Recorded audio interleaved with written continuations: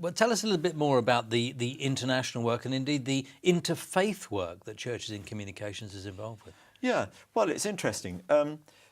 Trevor, who works with me, is actually on the church's inter-religious network, which is interesting. It's actually talking to churches about how to interface with other faiths. So that's which is a big problem in places like Nigeria, for example. Well, Nigeria. I do a lot of work in Pakistan as well, really. Faith against faith. Yeah. So I mean, those kind of things and how to relate and all of those issues and understanding some of these aspects of Islam is quite important.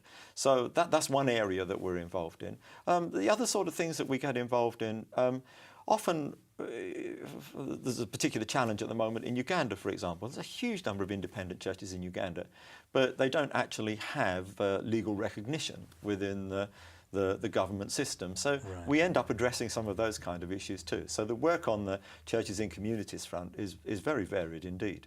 And perhaps you said they don't have legal recognition. Perhaps many of them don't have training. They're enthusiastic pastors who want to see God's work in their village, in their town, in their area, and they take up that position. That's absolutely and true. Of course there are all sorts of dangers there, aren't there? Yeah. So you can provide some sort of oversight to them. Yes, and the people on the ground there in Uganda are great at doing that, providing that kind of oversight for them.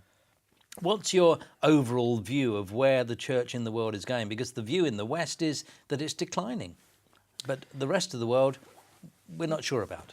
Well, it would be difficult to say it's declining if you spend a lot of time in Africa at the moment, because there's definitely growth there in Africa. And I've been really encouraged with that. I mean, I've been in and out of Africa over many years, and I've actually seen that growth in countries where it was in a decline situation, to see it turn around. That's been absolutely thrilling. I think we're going to see a turnaround in the West as well. I don't think it's just going to be a sort of African phenomenon. I think we're going to see much more happen spiritually on a global basis. Do you see that the hand of God in the current economic difficulties that much of the world is facing? Is this God saying, don't trust your own systems? Is God saying anything through it, or is it simply our own foolishness? Well, I think a lot of it is our own foolishness. But of course, we haven't got a silent God. God speaks in the midst of every situation in which we find ourselves. And I think it's a time when trust in the Lord with all of your heart and lean not to your own understanding is probably a key verse that is something that we need to take hold of. And the church really needs to find a fresh dependence upon the Lord. I think at times we've depended on the economic climate, and God's encouraging us to fresh dependence on Him, and I think that's important. Right.